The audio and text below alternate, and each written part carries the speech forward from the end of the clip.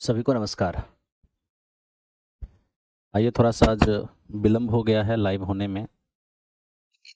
वो आपका चल रहा था एनसीईआरटी एससीईआरटी की सीरीज में, तो सबसे पहले उसे हम कंप्लीट करते हैं क्योंकि कुछ क्वेश्चन रह गया था, और उसके बाद नए टॉपिक की भी शुरुआत देखते हैं। ठीक है, तो चलिए समय ज़्यादा आपका बर्बाद ना करते हुए, क्योंकि ऑलरेडी 15 मिनट विलम्ब है, सीधे टू द पॉइंट आते हैं जो हमें चाहिए। देखिए, कल की क्लास में मैंने यहाँ तक आपको करा दिया था।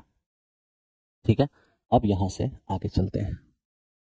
यहाँ तक करा दिया था, आज यहाँ से हमारा काम स्टार्ट होगा। ठीक है, देखिए, इस प्रकार का जब आपके सामने क्वेश्चन रहे और इस तरह से ऑप्शन रहेगा, तो आखिर हम कैसे कैसे आंसर तक पहुंचेंगे, इस पर थोड़ा सा ध्यान दीजिए। देखिए, रूट के अंदर 1 प्लस साइन और बटा 1 माइनस साइन। ध्यान से देखना कि 1 प्लस साइन और बटे 1 माइनस साइन। ठीक है, क्या करना है मेरे दोस्त, नीचे माइनस है ना, तो प्लस से गुना और उसी से आपको भाग कर लेना है। ठीक है, अब ध्यान दीजिए। अब यहाँ देखो, 1 plus sine into 1 plus sign, ये आपके पास 1 प्लस साइन का होल स्क्वायर, नीचे ए माइनस बी इंटू ए प्लस बी, ए स्क्वायर माइनस बी स्क्वायर। अब यहाँ देखना, 1 प्लस साइन ए और नीचे 1 माइनस साइन स्क्वायर, ये मेरा हो जाएगा कॉस स्क्वायर। ध्यान से देखिए, ये 1 प्लस साइन का होल स्क्वायर है ना, तो एक आपके बाहर आ जाएगा और नीचे कॉस स्क्वायर से कॉस आपका बाहर आ जाएगा। ठीक है, तो इस तरह का जब भी कोई सीन आपको दिखता हो, तो आप इसमें एक ऑब्जर्वेशन ले सकते हैं, या आप देखिए, जो चीज़ आपका ऊपर में है बिल्कुल वही चीज़ आपको बाहर निकला है, जो चीज़ ऊपर में है वही चीज़ बाहर निकला है, और ऊपर साइन है तो नीचे कॉस आया है ना। अब इसको बहुत अगर कुछ कर सकते हैं तो आप ये कर सकते हैं, अलग अलग कर सकते हैं। ये 1/कॉस हो जाएगा और ये आपका साइन बाय कॉस हो जाएगा। ठीक है, अब आप देख लीजिए, 1/कॉस क्या है, आपका सेक है, और साइन बाय कॉस क्या है आपका, ये आपका टेन है। अब एक हम इतना डिटेल में कर दिए हैं, अब देखिए बाकी इस पर जो रिलेटेड क्वेश्चन हो सकता है उसको कितना जल्दी आप कर सकते हैं वो जरा देखिए। देखिए, 1 प्लस कॉस ए और बटे 1 माइनस कॉस ए। ठीक है, क्या हो जाएगा, तो आप जो ऊपर देख रहे हैं 1 प्लस कॉस, जो आप ऊपर देख रहे हैं यही चीज आपका बाहर आएगा। 1 प्लस कॉस जो ऊपर में है वही चीज आपका बाहर आएगा, और ऊपर कॉस है तो नीचे साइन आएगा। अब आप ध्यान दीजिए, इसको अलग अलग कर सकते हैं। 1/साइन ये हमारा कॉसेक हो सकता है, और कॉस/साइन ये मेरा कॉट हो जाएगा। ठीक है ना। अब थोड़ा सा इसको देखिए ध्यान से, 1 माइनस साइन और बटे 1 प्लस साइन, क्या आप देख रहे हैं, आप ये देख रहे हैं कि ऊपर में अगर 1 माइनस साइन है तो 1 माइनस साइन बाहर आएगा। ठीक है, और ऊपर में साइन है तो नीचे हमारा कॉस हो जाएगा। 1/कॉस ये मेरा सेक होगा, साइन/कॉस ये मेरा टेन होगा। तो इस तरीके से आपको काम करना होगा, कहीं कोई दिक्कत नहीं होगा। ठीक है, चलिए नेक्स्ट क्वेश्चन पे आइए, नेक्स्ट क्वेश्चन समझिए। अब आप इसको देखिए इसे कैसे बनाया जा सकता है। Sine theta minus 2 sine cube theta और 2 कॉस क्यूब थीटा माइनस में कॉस थीटा।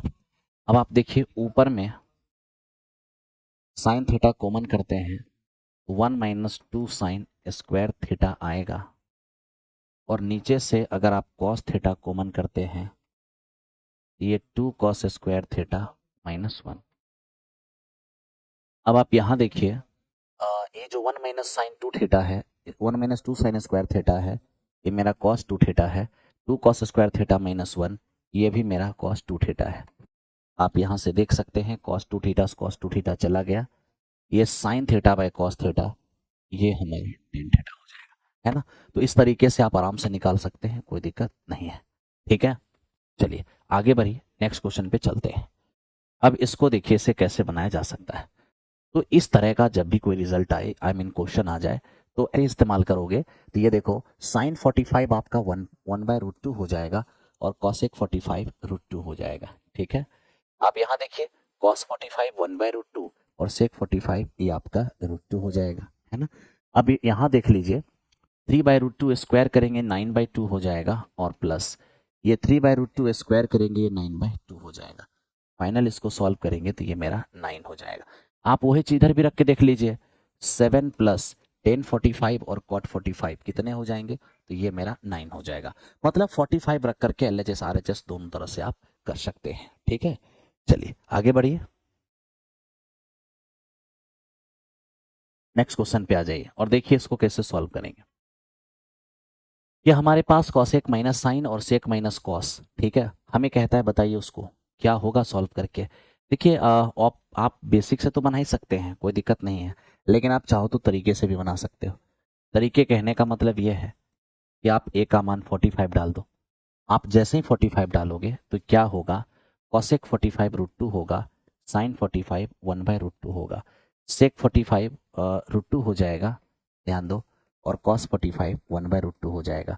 अब यहाँ से हमारा क्या होगा, 1/√2 आएगा, और यहाँ भी आप देख लीजिए 1/√2 आएगा। सॉल्व कीजिएगा तो 1/2 आएगा। ठीक है, आप उसी तरह से ऑप्शन सॉल्व करिएगा तो ऑप्शन में ये चीज रहेगा 1/, ठीक है। आप देखिए tan 45 cot 45 ये बिल्कुल 1/2 हो जाएगा। तो आप यहाँ 45 डिग्री डाल करके आप काम कर सकते हैं, कहीं कोई दिक्कत नहीं है।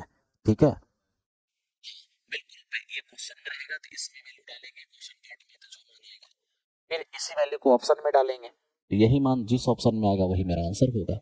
तो इस तरीके से आप लोग आराम से इसको कर पाइएगा। अब आप इसको देखिए कि आखिर ये कैसे हो सकता है। देखिए ये हमें तीनों के तीनों आपस में कह रहा है कि इक्वल है, तो कैसे कैसे हम इसको काम करेंगे, इस पर थोड़ा सा विचार कीजिए। अब देखिए सबसे पहली बात 1 + tan स्क्वायर, तो आप इसको देखिए तो नॉर्मल क्वेश्चन है, 1 + tan स्क्वायर ये मेरा हो जाएगा सेक स्क्वायर, और 1 + कॉसेक कॉट स्क्वायर ये मेरा हो जाएगा कॉसेक स्क्वायर। देखिए कॉसेक स्क्वायर ऊपर जाएगा तो ये मेरा साइन स्क्वायर हो जाएगा, सेक स्क्वायर नीचे आएगा तो ये मेरा कॉस स्क्वायर हो जाएगा, cos sine square by cos square ये क्या होगा, ये मेरा tan स्क्वायर हो जाएगा। ठीक है, अब आइए थोड़ा सा इसकी बात करिए, क्या होगा ये 1 - tan स्क्वायर, तो ये 1 - tan है, tan को साइन बाय कॉस कर सकते हैं। ठीक है, नीचे 1 - क्या है कॉट, कॉट हमारा क्या होगा कॉस बाय साइन हो जाएगा, स्क्वायर है स्क्वायर रहने दीजिए। फिर भी ये देख सकते हैं यहाँ पर कि ये एलसीएम लेने के बाद कॉस और माइनस साइन हो जाएगा और बटे में कॉस होगा। ठीक है, अब यहाँ एलसीएम अगर लेते हैं तो देखिए क्या होता है, समझने की कोशिश करिएगा। ये मेरा साइन है, ये वाली साइन यहाँ आएगा तो साइन और माइनस में हो जाएगा कॉस। ठीक है, और इसे हम क्या करें स्क्वायर, स्क्वायर है ही तो स्क्वायर करना ही पड़ेगा। अब आप एक चीज कर सकते हैं, माइनस कॉमन कर सकते हैं। यहाँ से अगर आप माइनस कॉमन करते हैं, माइनस वाला प्लस में, प्लस वाला माइनस में हो जाएगा, साइन माइनस कॉस, नीचे भी साइन माइनस कॉस, इससे ही कट जाएगा एक बार में। ठीक है, तो क्या हो जाएगा, अब ये साइन वाली ऊपर जाएगा तो माइनस साइन हो जाएगा, और ये कॉस हमारा नीचे रहेगा तो मेरा कॉस स्क्वायर है तो स्क्वायर हो जाएगा, साइन बाय कॉस हमारा 10 हो जाएगा, और माइनस का स्क्वायर प्लस हो जाएगा, माइनस का स्क्वायर प्लस हो जाएगा। अब देखिए किस में वैल्यू डालें, किस में हम मेरे दोस्त नॉर्मल बनाएं। अब देखिए वैल्यू डालने से जब दो दो ऑप्शन मैच होने लगता है तो नॉर्मली सॉल्व करना पड़ता है, लेकिन जब हाँ वैल्यू भी डाल सकते हैं, कोई दिक्कत नहीं है, आप इसमें भी वैल्यू डाल सकते हैं, तो प्रॉब्लम थोड़ी ना है, तीनों आपस में इक्वल हो जाएगा, है ना। लेकिन वैल्यू डालते समय ध्यान रखना कि कोई भी वैल्यू पुट करने से 1/0 या फिर अनडिफाइन ये रूप नहीं होना चाहिए, ये नहीं दिखना चाहिए, ये नहीं दिखना चाहिए।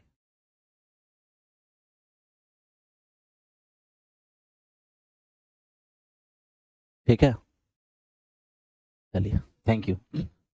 बस ट्रिग्नोमेट्री आपका समाप्त हो गया, तो ट्रिग्नोमेट्री आपका समाप्त हो गया है, और आज हम नया टॉपिक, चूंकि आज विलंब से आए हैं तो आज नया टॉपिक स्टार्ट ना करके अगले दिन नया टॉपिक स्टार्ट करेंगे, है ना। आज अब यहाँ से साइंस चलेगा, ट्रिगो खत्म हो चुका है। तो अगले दिन से जब हमारी क्लास होगी तो हम कोऑर्डिनेट ज्योमेट्री स्टार्ट करेंगे। हमारा जो अगला क्लास होगा वो कोऑर्डिनेट ज्योमेट्री, कोऑर्डिनेट ज्योमेट्री, ये हमारा टॉपिक होगा, ठीक है।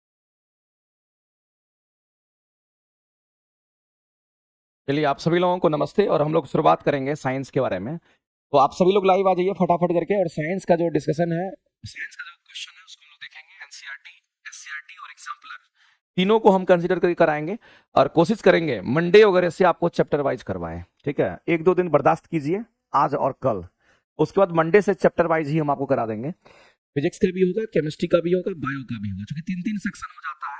तो तीनों सेक्शन के जो क्वेश्चंस होंगे उसको चैप्टर वाइज उठा करके ही हम आपको कराएंगे, ठीक है। तो आप सभी लोग एक बार तैयार हो जाइए फटाफट करके। सर साइंस वाला क्लास 10 बजे से कर दें, अखंड बैच का। अच्छा, अखंड ज्योति बैच 10 बजे से कर दें। मनीष पचौड़ी जी, देखते हैं उसका टाइमिंग चेंज करेंगे क्योंकि उसमें पढ़ा नहीं पाते हैं। देखते हैं उसके टाइम में छेड़छाड़ हो जाएगा, मंडे से आपको पता चल जाएगा, ठीक है। इसलिए टेंशन नहीं लेना है, मंडे से वो टाइम आपके अपने आप बदल जाएंगे। थोड़ा सा इधर लोड है एएलपी वालों को लेकर के, एएलपी का जैसे ही एग्जाम खत्म हो जाता है इधर, उसके बाद आपका ही मामला चलेगा, ठीक है। 2-4 दिन की परेशानी है, उसके बाद सब ठीक हो जाएगा। हाँ, तो अब हम लोग यहाँ पर बात करते हैं इस क्वेश्चन के बारे में। क्वेश्चन हमारा क्या कहता है, तो डेंसिटी का रिलेशन एक्चुअली में हम लोग को दे रखा था। हम लोगों को जो द्रव दे रखा है वो द्रव हमारे 3 प्रकार के हैं। एक डेंसिटी 1 वाला है, दूसरा डेंसिटी 2 वाला है और तीसरा हमारा डेंसिटी 3 वाला है। और तीनों की डेंसिटी क्या है तो आपको दे रखा है, आपके सामने में दे रखा है। मेरे भाई एक बात बताइए, आगे कह रहा है यदि किसी पिंड को बारी बारी से विभिन्न घनत्व के 3 द्रव लिए गए हैं, गेट लगा दो इधर मत। किसी पिंड को बारी बारी से विभिन्न घनत्वों के 3 द्रव में रखा जाता है। पिंड हमारा क्या बचेंगे, D1, D2 और D3 के घनत्वों में द्रव के क्रमशः हमारे जो भाग होंगे वो आपको द्रव से बाहर कितना निकला हुआ दिखता है, तो 1/9 भाग, 2/11 भाग और 3/7 भाग। कहने का मतलब ये समझिए कि 3 तरह का हमारा द्रव है, और 3 तरह के द्रव में अगर हम लोग देखना चाहते हैं, मान लेते कि ये हमारा द्रव है और ये मान लेते कुछ और द्रव हमारा है, और जिसका घनत्व तो कितना है, तो इसको घनिष्ठ का घनत्व हमारा क्या कहेंगे, इसको D1 कह दिए। अब इसके ऊपर में कितना दिख रहा है, जिसका D1 घनत्व जिस पदार्थ का, इसमें जो ऊपर में आपको दिख रहा है निकला हुआ भाग, तो ये निकला हुआ भाग आपको कितना कहेंगे, ये भाग आपको 1/9 है। ये एक्चुअली मैं क्वेश्चन कहना चाह रहा था।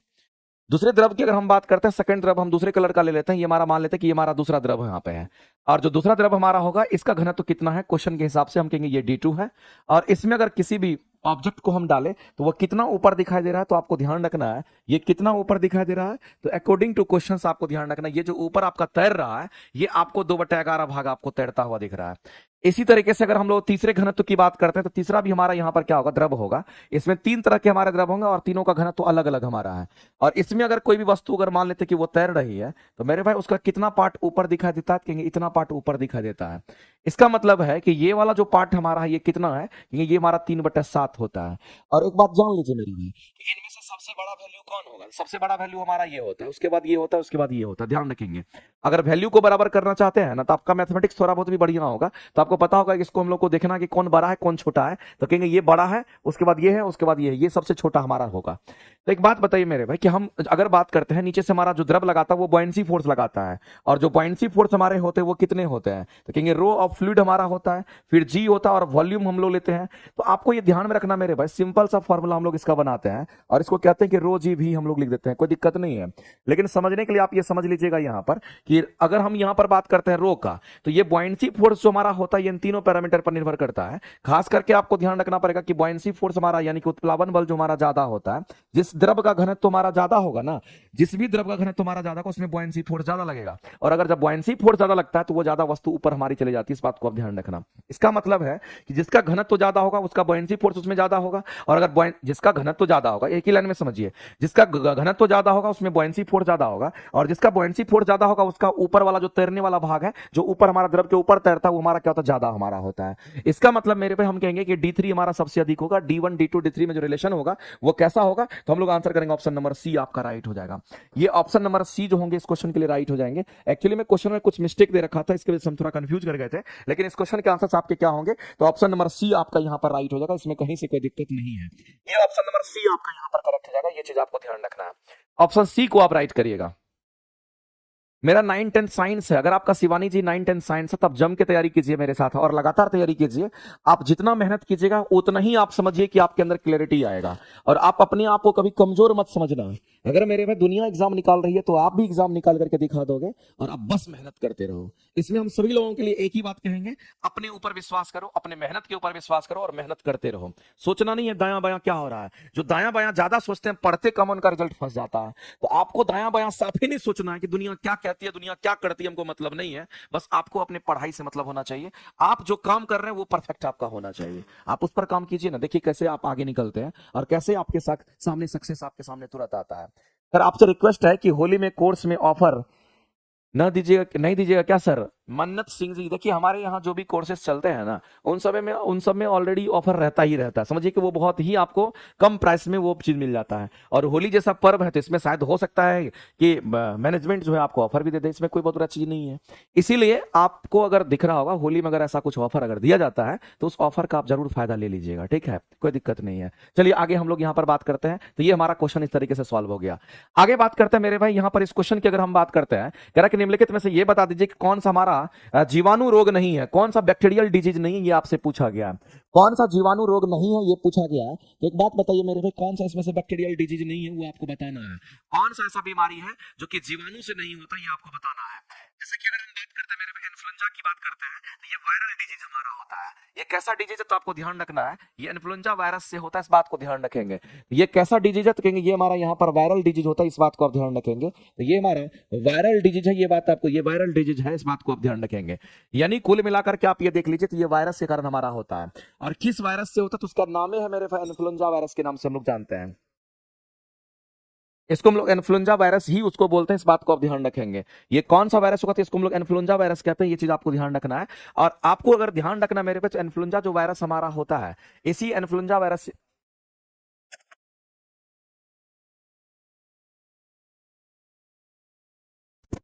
अगर इन्फ्लुएंजा वायरस की अगर हम बात करते हैं तो आपको ध्यान रखना ये हमारा कैसा डिजीज तो कहेंगे हमारा वायरल डिजीज होगा और ये इन्फ्लुएंजा वायरस हमारा होता है, इस बात को ध्यान रखेंगे।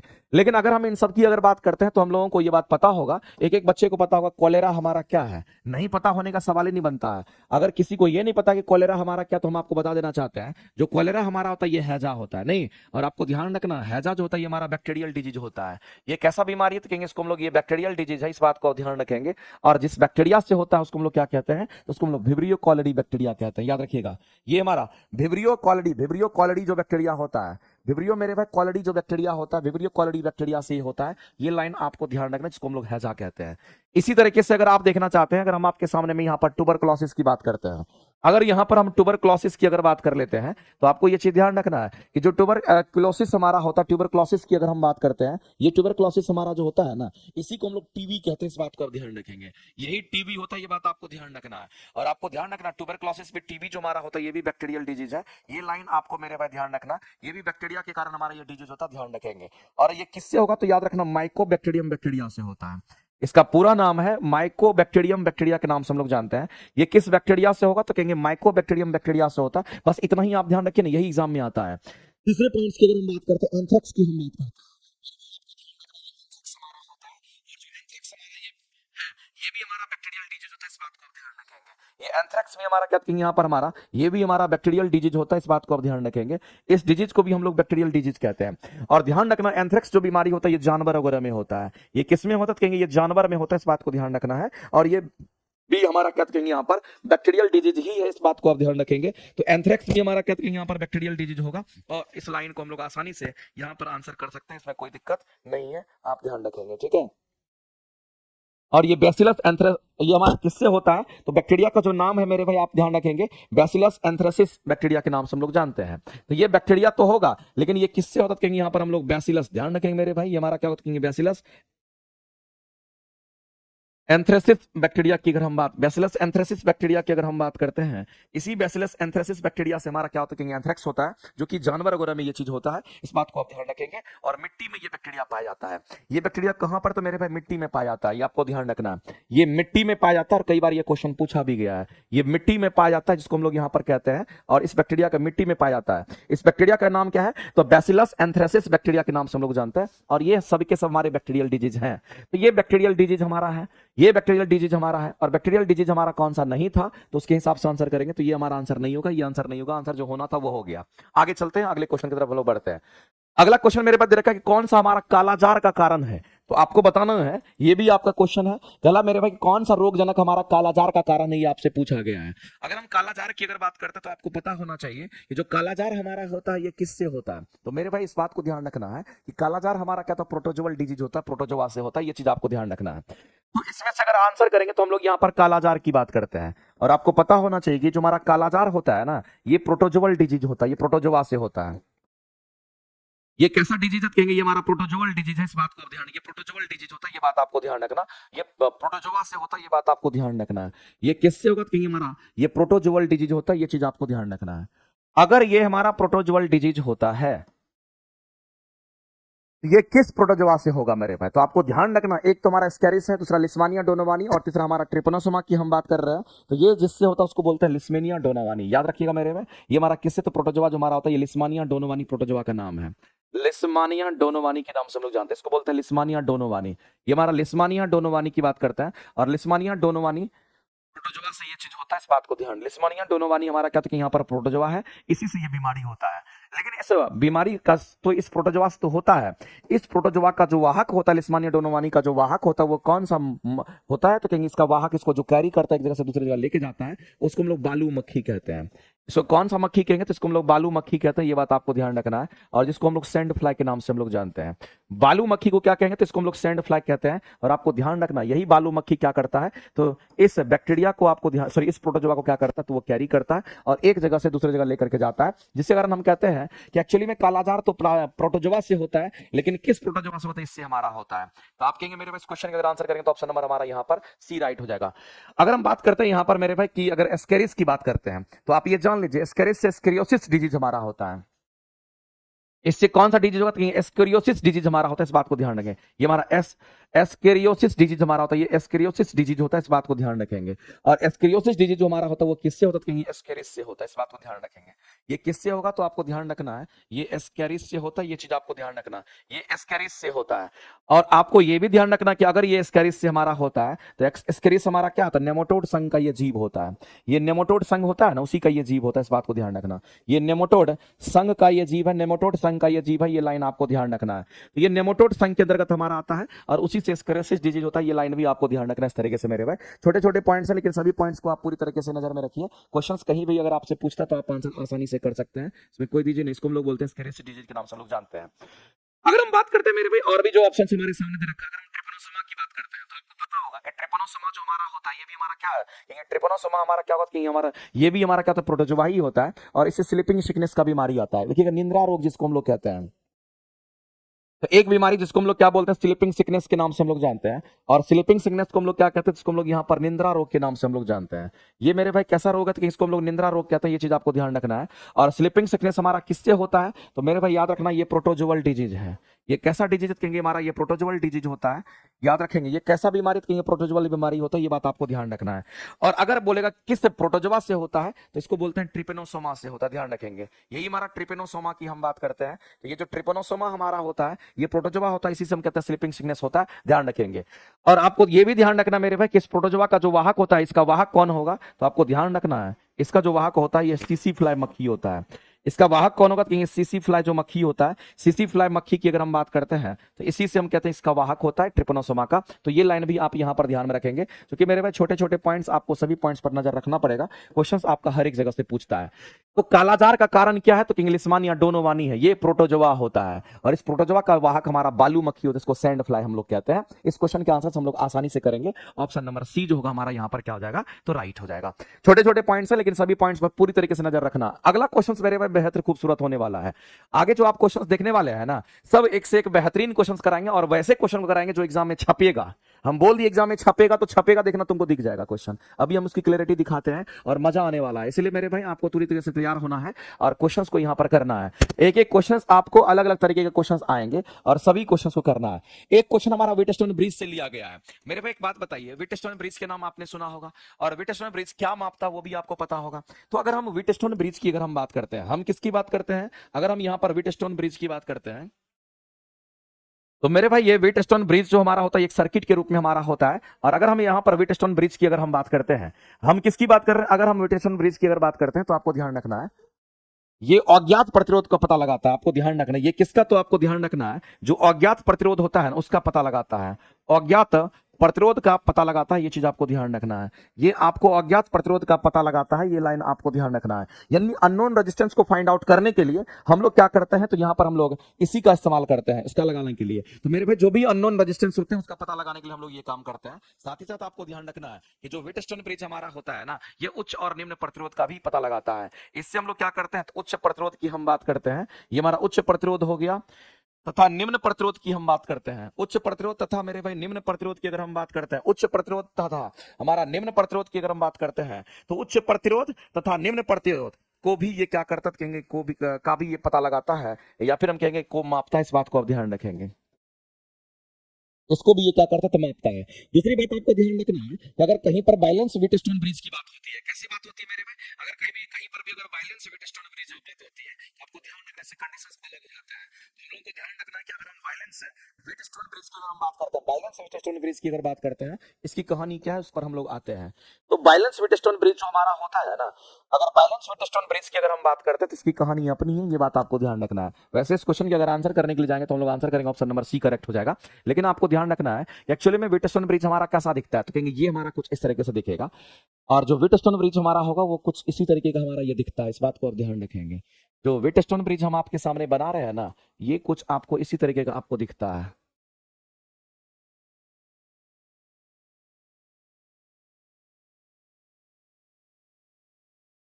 हम जो आपके सामने व्हीटस्टोन ब्रिज बना रहे हैं ये एक्चुअली में हमारा ऐसा ही होता है। यहां से बैटरी टर्मिनल से कनेक्ट करते हैं, एक तरफ प्लस तो एक तरफ हमारा क्या होता है, यहाँ पर हमारा माइनस होता है। एक तरफ प्लस से जोड़ेंगे तो एक तरफ हम लोग प्लस से तो माइनस से जोड़ते हैं, तो मेरे भाई एक तरफ हमारा प्लस होगा, एक तरफ हमारा माइनस होगा, ध्यान रखेंगे। हाँ, इसका रेजिस्टेंस कितना, तो पी है, इसका रेजिस्टेंस क्यू है, इसका रेजिस्टेंस हमारा कितना है, तो ऐसा करते हैं, ये पी क्यू हो गया, ये हमारा आर है, तो ये हमारा एस होता है। मान लेते हैं मेरे भाई एस हमारा अननोन रेजिस्टेंस होगा, तो इसको हम लोग यहां से निकाल लेते हैं। तो अगर हम बैलेंस व्हीटस्टोन ब्रिज की अगर बात करेंगे ना, तो आपको ध्यान रखना बैलेंस कंडीशन में अगर व्हीटस्टोन ब्रिज हमारा कंप्लीट रूप से बैलेंस है, इसमें मेरे भाई एक गैल्वेनोमीटर भी लगा होता है। यहां पर हमारा क्या होता है कि एक तार से जुड़ा हुआ हमारा गैल्वेनोमीटर होता है, इसको हम लोग कहते हैं कि ये डायरेक्ट हमारा यहां से यहां जुड़ा हुआ रहता है। और अगर बैलेंस व्हीटस्टोन ब्रिज की अगर हम बात करते हैं, तो याद रखना यहां का पोटेंशियल और यहां का पोटेंशियल सेम होता है। और बैलेंस कंडीशंस में क्या होगा, तो ये दोनों अपोजिट साइड का जो हमारा होता है रेजिस्टेंस, ये दोनों का गुणनफल कितना है, कहेंगे पी एस, और ये दोनों अपोजिट वाले को बराबर करेंगे और ये हमारा आर क्यू के बराबर हो जाता है। बैलेंस कंडीशंस की बात करेंगे तो हमारा ये होगा, और हम कहते हैं इसी में हम लोगों को एक रिलेशन यहां से निकल कर क्या जाता है, क्या इसको हम लोग ऐसा लिख सकते हैं कि P बाई क्यू अगर लिखेंगे, इसको लिखेंगे P बाई क्यू लिखेंगे, तो लिखना पड़ेगा हम लोगों को क्या R बाई एस। अब देखिए क्या होता है कि आपको मान लेते हैं कि इस तरीके से क्वेश्चन अगर देखेगा, आपको P दे रखा है, R दे देगा, Q दे देगा, आपसे S पूछेगा जिसको अननोन हम कह रहे हैं, ये मेरे भाई इसको हम क्या मान के चल रहे हैं, तो ये हमारा अननोन है, इसके बारे में हमको पता नहीं है, तो मेरे भाई अननोन रेजिस्टेंस का आप पता लगा सकते हैं इसी फार्मूला से, लेकिन बैलेंस कंडीशन में लगा सकते हैं। और जब ये बैलेंस कंडीशन में जाता है ना, जब ये बैलेंस कंडीशन में जाता है मेरे भाई, तो याद रखना जो गैल्वेनोमीटर होता है उससे करंट हमारा पास नहीं करता है, और गैल्वेनोमीटर से करंट पास करने वाला हमारा जीरो होता है, यानी इससे मेरे भाई कोई करंट पास नहीं करेगा। याद रखना ये क्वेश्चन डायरेक्ट एग्जाम में पूछता है, अगर इससे करंट नहीं पास करेगा, इसका मीनिंग क्या होता है, इसका मीनिंग हमारा ये होता है कि यहाँ का जो हमारा पोटेंशियल होगा, यहाँ का जो पोटेंशियल होगा सेम हो जाएगा। और हम लोग जानते हैं कि अगर किसी भी वायर में करंट का फ्लो मेरे भाई अगर जीरो होता है, इसका मतलब यहाँ का पोटेंशियल सेम हो जाएगा। अगर हम कहेंगे यहाँ का पोटेंशियल भी है, यहाँ का पोटेंशियल भी है, तो पोटेंशियल में अंतर जीरो, इसका मतलब करंट फ्लो नहीं करेगा, क्योंकि करंट का प्रवाह हमारा तभी होता है जब हमारा विभवांतर होता है, जब पोटेंशियल में अंतर होता है। अगर यहाँ पर मान लेते हैं 5 वोल्ट है, यहाँ पर भी अगर 5 वोल्ट है, दोनों पर 5-5 वोल्ट है, तो करंट नहीं जाएगा। तो वही होता है जब बैलेंस व्हीटस्टोन ब्रिज की बात करते हैं, तो यहाँ का पोटेंशियल और यहाँ का पोटेंशियल बराबर, अगर मान लेते हैं यहाँ पर पोटेंशियल भी है तो यहाँ भी पोटेंशियल भी है, तो हम कहते हैं इस सर्किट से करंट हमारा पास नहीं करेगा, इसलिए हम कहते हैं गैल्वेनोमीटर से हमारा कोई करंट पास नहीं करता। ये लाइन आपको ध्यान रखना है। तो जो व्हीटस्टोन ब्रिज की अगर बात करते हैं ना, इसमें से पूछने वाले क्वेश्चन आपके क्या है, तो एक मेरे फेमस क्वेश्चन जो आपका ये आता है, उच्च और निम्न प्रतिरोध दोनों का ये पता लगाता है, ये लाइन तो आपको याद रखना ही रखना है। साथ ही साथ आपको ध्यान रखना है मेरे भाई कि ये भी आपको ध्यान रखना है कि ये हमारा कैसा, तो बैलेंस कंडीशन में जब हमारा होता है, जब संतुलित व्हीटस्टोन ब्रिज की हम बात करते हैं, तो याद रखना उसके गैल्वेनोमीटर से कोई करंट पास नहीं करता है, यानी कि गैल्वेनोमीटर के अंदर हमारा करंट पास करेगा वो जीरो होता है, क्योंकि यहाँ का पोटेंशियल और यहाँ का पोटेंशियल हमारा क्या होता है, सेम हो जाता है। करंट जाएगा और करंट इधर भी जाएगा, करंट इधर निकल जाएगा, लेकिन इधर करंट हमारा इसके अंदर नहीं आएगा, क्योंकि वो तार मेरे भाई हम कहते हैं कि वो तार हमारा वहां पर नेगलेक्ट कर देते हैं, सेम पोटेंशियल पर करंट का फ्लो नहीं होता है। क्योंकि करंट का फ्लो होने के लिए क्या चाहिए, विद्युत धारा का प्रवाह होने के लिए क्या चाहिए, विभवांतर होना चाहिए। अब वहां पर विभवांतर की वैल्यू जीरो है, यहां पर जो हमारा है वही यहां पर भी दोनों का अंतर क्या होगा, जीरो होगा, इसलिए उसमें करंट पास नहीं करता है। आगे चलते हैं, अगला क्वेश्चन जो हमारे सामने में दे रखा है, कहता है मेरे भाई चुंबकीय ध्रुव पर नमन कोण हमारा क्या होगा, ये आपसे पूछा गया। इसमें 2-3 तरह का क्वेश्चन आपसे पूछता है, और दोनों 3 तरह के क्वेश्चन आपको पता होना चाहिए मेरे भाई। अगर हम बात करते हैं एंगल ऑफ डिप की बात करते हैं मैग्नेटिक पोल पर, तो आपको ध्यान रखना मेरे भाई, यहां पर 2 कंडीशंस आपसे पूछ जाएंगे। अगर एट पोल की बात कर रहा है, किसकी बात कर रहा है, अगर आपसे मेरे भाई पोल की बात कर रहा है, तो हम पोल के बारे में सोचेंगे। ध्यान रखना, अगर हम पोल की बात कर रहे हैं, एट पोल की बात कर रहे हैं, यानी कि हम ध्रुव की बात कर रहे हैं। हम किसकी बात कर रहे हैं, तो हम ध्रुव पर कह रहे हैं कि जो एट पोल हमारा, हम उसकी बात कर रहे हैं। अगर हम पोल की बात कर रहे हैं मेरे भाई, तो आपको ध्यान रखना है कि इस पोल पर हमारा क्या होता है, एंगल ऑफ डिप जो हमारा होता है वो हमारा कितना होगा, एंगल ऑफ डिप पोल पर हमारा 0 डिग्री होता है।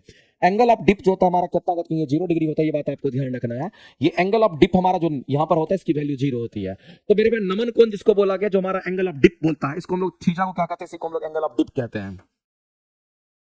इसी को आप याद रखिएगा, ये हमारा एंगल ऑफ डिप कहलाता है। इस बात को, ये एंगल ऑफ डिप हमारा होता है कहां पर, तो पोल की हम बात करते हैं, वहां पर थीटा का मान हमारा 0 डिग्री होगा। तो इस क्वेश्चन का आंसर तुम आसानी से करोगे, सॉरी 0 नहीं होगा, इसको 90 डिग्री करना मेरे भाई। ये 90 डिग्री हमारा होता है, एक्चुअली में ये 90 डिग्री हमारा होता है। 0 हमारा इक्वेटर पर होता है, चलो उसको भी लिख देते हैं। दूसरा हमारा क्या कहेंगे, तो अगर एट इक्वेटर की हम बात करते हैं, अभी तक तो हम पोल की बात कर रहे थे, अब हम बात कर रहे हैं आपसे इक्वेटर की बात करते हैं। और आपको पता होगा कि जो हमारा इक्वेटर होता है इसी को भूमध्य रेखा कहते हैं। अगर हम यहाँ पर इक्वेटर की बात करते हैं, इसको हम लोग कहते हैं भूमध्य रेखा के नाम से हम लोग जानते हैं, ध्यान रखिएगा। और भूमध्य रेखा को ही हम लोग क्या कहते हैं हिंदी में, विषुवत रेखा। भूमध्य रेखा ही हमारा विषुवत रेखा होता है, इसमें कोई अलग चीज नहीं है। अगर इक्वेटर की हम बात करेंगे ना, तो आपको ध्यान रखना एंगल ऑफ डिप यहां भी पूछता है, और आपको ये ध्यान रखना कि इक्वेटर पर एंगल ऑफ डिप हमारा थीटा कितना होगा, क्योंकि हमारा यहाँ पर 0 डिग्री हमारा होता है। तो ये मेरे भाई दोनों टर्म आपको याद रखना, क्योंकि डायरेक्ट एग्जाम में क्वेश्चन आपका निकल करके आता है। थीटा हमारा क्या, यहाँ पर हमारा एंगल ऑफ डिप होता है, बस इसको आप यहाँ ध्यान रख लीजिए ना, काम आपका चल जाएगा। इसको हम लोग एंगल ऑफ डिप कहते हैं, जो कि हमारा इक्वेटर पर और पोल पर पूछता है। तो पोल और इक्वेटर दोनों पर आप याद रखिएगा, क्योंकि डायरेक्ट आपके एग्जाम में यहाँ से पूछता है। ये किसी भी सूरत में इक्वेटर पर मेरे भाई ध्यान रखेंगे, पोल पर हमारा कितना होगा, तो पोल पर कितना डिग्री होता है एक बार चेक कर लेते हैं। नहीं उल्टा तो नहीं होता, एक बार पोल पर चेक कर ले, पोल पर 90 डिग्री होगा मेरे भाई, पोल पर सही 90 डिग्री पोल पर होगा, हमारा इक्वेटर पर कितना होगा, तो ये 0 डिग्री होगा। याद रखने के लिए आप इसको याद रखेंगे। कैसे याद रहेगा, मान लेते थोड़ा देर के आप गलती कर रहे हैं और आपको याद नहीं आ रहा है, तो ये पृथ्वी हमारा है ना, तो इस पृथ्वी में हम लोग क्या करते हैं, एक इक्वेटर का लाइन दिखाते हैं बीचों बीच जो पास कर रहा है, इसको इक्वेटर कह दिए। और यहाँ पर मेरे भाई हम लोग अगर देखते हैं, ये कहीं ना कहीं हमारा क्या होता है, इस इक्वेटर पर ये हमारा लंबवत होता है और यहाँ पर हमारा पोल होता है। तो आपको तो सब कुछ पते है मेरे भाई, ये बताओ कि इसकी अगर बात करते हैं, इसी को हम इक्वेटर कहते हैं, इसी को हम इक्वेटर कहते हैं जी, और ये हमारा कहते हैं, इसी को हम पोल कहते हैं। तो आप ये फीलिंग आपको आ रहा होगा कि सर यहाँ से यहाँ जाएगा तो 90 डिग्री कौन बनाएगा, इसका मतलब पोल पर 90 डिग्री हमारा हो जाएगा, और इक्वेटर पर जब हम आएंगे तो हमारा क्या 0 डिग्री हमारा हो जाएगा। तो आपको थोड़ा सा फीलिंग यहाँ से जगाना पड़ेगा, तब जाकर के आपके सामने ये क्वेश्चंस कभी गलती नहीं हो। पोल बोलेगा तो हम कहेंगे 90 डिग्री, इक्वेटर से 90 डिग्री, और इक्वेटर पर 0 डिग्री हमारा होगा, इस तरीके से। तो मेरे भाई हमारा जो डिप होता है, एंगल ऑफ डिप हमारा इतने होते हैं। अगला क्वेश्चन की अगर हम बात करते हैं, इस क्वेश्चन के आंसर आप सभी लोग करें।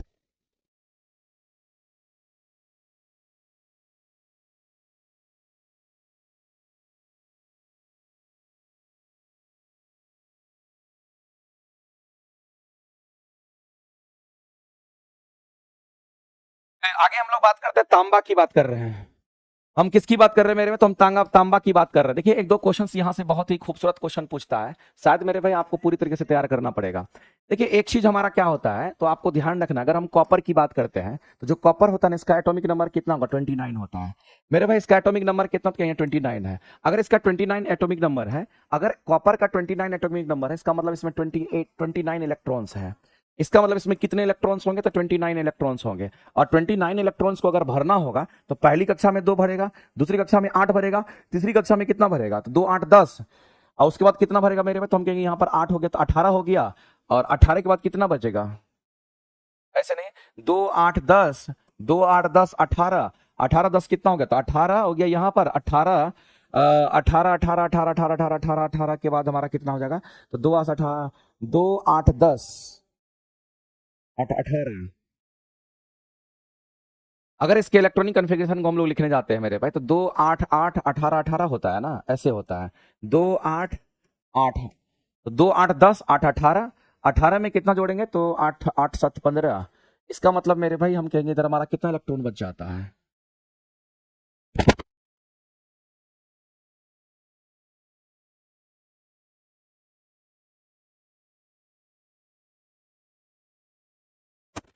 आप ऐसे सजाइए मेरे को, ऐसे मत सजाइए, ऐसे में गड़बड़ हो जाएगा।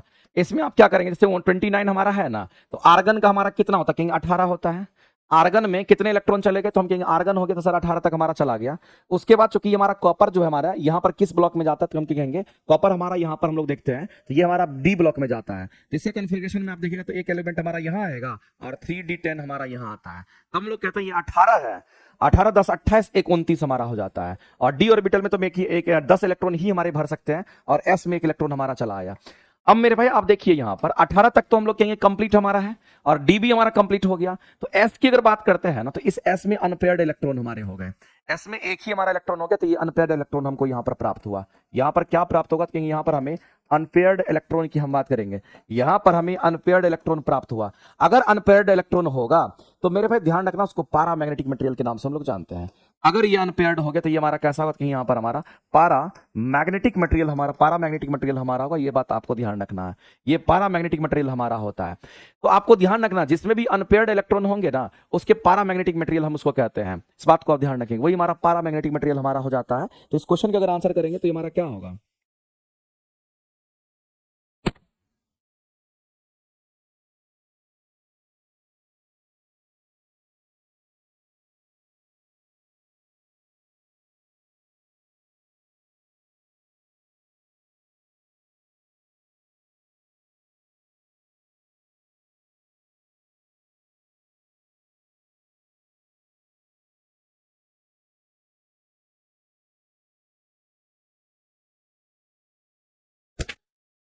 ये मेरे भाई इस बात को ध्यान रखना है, कॉपर को किस में रखा गया है, कॉपर की हम बात कर रहे हैं ना, तो अनपेयर्ड इलेक्ट्रॉन तो इसमें हमारा है, और अगर अनपेयर्ड इलेक्ट्रॉन होगा तो पैरामैग्नेटिक ही होना चाहिए, डाया तो नहीं होना चाहिए। आप लोग बताइए मेरे भाई ये क्या होगा। एक कॉपर होता है, कॉपर की अगर बात कर रहे हैं, तो कॉपर जिंक, कॉपर का एटॉमिक नंबर 29 ही होगा। और इसका आंसर जो दे रखा है, वो आंसर आपको पैरामैग्नेटिक नहीं, आपको आपको डायामैग्नेटिक की बात कर रहा है, ये आंसर आपको कह रहा है। एक मिनट मेरे भाई, इसको हम थोड़ा सा चेक करते हैं। इसको एंटी मैग्नेटिक मटेरियल नहीं, इसको डायामैग्नेटिक मटेरियल आप कहिए मेरे भाई। ये आप लगातार यही पढ़ रहे हैं, तो इसको हम लोग डायामैग्नेटिक मटेरियल हम लोग कहेंगे, ध्यान रखेंगे। इसको हम लोग क्या कहेंगे, तो ये हमारा डाया मैग्नेटिक, ध्यान रखेंगे, डाया मैग्नेटिक हमारा मटेरियल होगा, ये चीज आपको ध्यान रखना है। ये कैसा डाया मैग्नेटिक मटेरियल हमारा होगा, ये बात आपको ध्यान रखना है। इसी को हम लोग क्या बोलते हैं मेरे भाई, तो कहते हैं ये हमारा कैसा, तो कहेंगे प्रतिचुंबकीय पदार्थ हमारा होता है। उसी के अंतर्गत हमारा कॉपर आता है, डाया में ही हमारा कॉपर आता है, इस बात को ध्यान रखेंगे, ठीक है।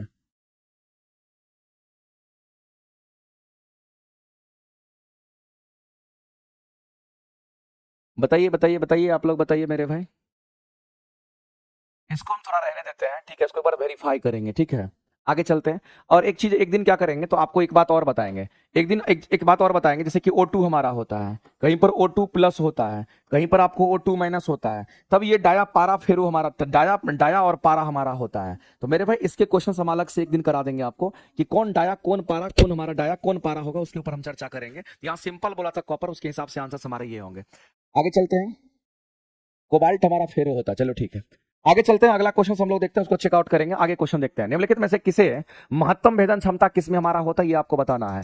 तो सबसे अधिक भेदन क्षमता हमारा किसमें होता है, तो मेरे भाई आपको ध्यान रखना है कि अगर मान लेते हैं पेनिट्रेटिंग पावर अगर हमारा ज्यादा होता है, मैक्सिमम पेनिट्रेटिंग पावर किसका होता है,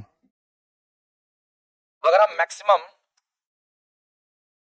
पेनिट्रेटिंग पावर की अगर हम बात करते हैं, मैंने इस मैक्सिमम पेनिट्रेटिंग जो पावर हमारा होता है वो किसमें होता है, तो मैक्सिमम पेनिट्रेटिंग पावर मेरे भाई उसमें होता है जिसमें हम कहते हैं अधिकतम ऊर्जा होता है, यानी जिसके पास मैक्सिमम एनर्जी होता है, हम उसकी बात करते हैं। जिसके पास मैक्सिमम एनर्जी होता है ना, उसी का पेनिट्रेशन हमारा अधिक होता है, ये बात आपको ध्यान रखना है। तो आप एक लाइन में आप सीधा समझ लीजिए मेरे भाई, कि अगर मान लेते हैं कि भेदन क्षमता अगर उच्च होता है, चलो हिंदी में लिख देते हैं, अगर भेदन क्षमता की अगर हम बात करते हैं, अगर किसी की भेदन क्षमता क्या, तो कहीं यहाँ पर अगर ज्यादा है, इसका मतलब मेरे में भेदन क्षमता ज्यादा इसलिए है क्योंकि उसकी एनर्जी ज्यादा होती है। भेदन क्षमता ज्यादा कहने का मतलब उसके अंदर क्या होता है, कहीं उसके पास ऊर्जा हमारा ज्यादा होगा, और अगर एनर्जी ज्यादा होगा तो कहीं भेदन क्षमता ज्यादा होगा। एक रिलेशन आप पढ़ते होंगे, एनर्जी हमारा क्या होता है, कि एनर्जी हमारा समानुपाती होता है किसका, तो energy equal to h nu पढ़ते हैं ना जी, ये फॉर्मूला हमारा होता है, इस फॉर्मूला को आप ध्यान में रखेंगे। एक फॉर्मूला आपका क्या होता है कि एनर्जी इक्वल टू हमारा एच न्यू होता है, और एच न्यू इक्वल टू हम लोग कहते हैं कि हमारा एच सी अपॉन में लैम्डा होता है। जहां पर हम लोग अगर इस फॉर्मूला में अगर देखते हैं, तो इस फॉर्मूला में एच और सी हमारा कांस्टेंट होता है। यहां पर अगर देखेंगे, तो जहां एच की हम बात करते हैं, एच था, हम सी की बात करते हैं, जहां पर एच तथा अगर सी की बात करते हैं, ये दोनों के दोनों हमारे क्या, तो कि यहां पर कांस्टेंट होते हैं। अगर एच और सी हमारा कांस्टेंट हो गया, तो यहां से एनर्जी का रिलेशन हमारा क्या होता है, कहेंगे समानुपाती हमारा किसका, तो कहेंगे आवृत्ति का होगा, और वित्तकर्मानुपाती किसका, तो हम कहेंगे वेवलेंथ का हमारा हो जाएगा। मेरे भाई जो कांस्टेंट है उसको काट दीजिए, कांस्टेंट को डाल दीजिए इक्वल टू में, तो समानुपाती लेकर के आ जाता है, तो कहेंगे यहां पर हमारा इस रिलेशन बच गया। और ऐसे रिलेशन में आपको ध्यान रखना है कि किसका पेनिट्रेटिंग पावर ज्यादा, जिसका एनर्जी ज्यादा उसका हम कहेंगे आवृत्ति ज्यादा, और उसका वेवलेंथ कम होगा। आपके पास जो ये किरणें दे रखे हैं, इसमें से आपको ये बताना है कि किसका वेवलेंथ हमारा क्या, तो यहाँ पर कम है। वेवलेंथ किसका कम है मेरे भाई, तो क्या गामा रे का हमारा, इसको गामा रे कहते हैं, ये एक्चुअली में गामा रे है, तो गामा रे का वेवलेंथ तुम्हारा सबसे कम होता है। ये हमारा कॉन्सेप्ट कहेंगे, इसको अल्फा रे हम लोग कह रहे हैं। तो मेरे भाई इस बात को आप ध्यान रखेंगे कि अगर हम लोग विद्युत चुंबकीय तरंग की बात करते हैं, तो एक तो हमारा गामा रे होता है, दूसरा हमारा क्या होता है, हम लोग एक्सरे की बात करेंगे, तीसरा हमारा क्या होता है, यूवी रे की बात करेंगे, चौथा की अगर बात करते हैं मेरे भाई, तो आपको ध्यान रखना जो हमारा विजिबल रे हमारा होता है, और उसके बाद अगर बात करते हैं तो ये हमारा इंफ्रा की हम बात करेंगे, फिर अगर हम बात करते हैं ये हमारा माइक्रो होगा, फिर की अगर बात करते हैं तो ये हमारा यहाँ पर क्या होगा, यहाँ रेडियो की बात करते हैं। तो इसका वेवलेंथ हमारा मिनिमम होता है, इसका जो वेवलेंथ होता है ये मिनिमम होता है, याद रखना है। और रेडियो का वेवलेंथ हमारा कैसा होगा, कि हमारा मैक्सिमम होता है, ये भी आपको ध्यान रखना है। जिसका वेवलेंथ मिनिमम होगा उसका आवृत्ति ज्यादा, उसका आवृत्ति ज्यादा, उसका एनर्जी ज्यादा होगा, और किसी में एनर्जी अगर ज्यादा हो तो उसका पेनिट्रेशन पावर ज्यादा होता है, यानी भेदन क्षमता उच्च होने के कारण ऊर्जा ज्यादा होना चाहिए। तो आप सीधा कहेंगे इस क्वेश्चन का आंसर क्या करेंगे, तो ऑप्शन नंबर हमारा डी जो का ये राइट हो जाएगा। इस क्वेश्चन के लिए डी जो होगा वो आपका राइट हो जाएगा, इसमें कहीं से कोई दिक्कत नहीं है।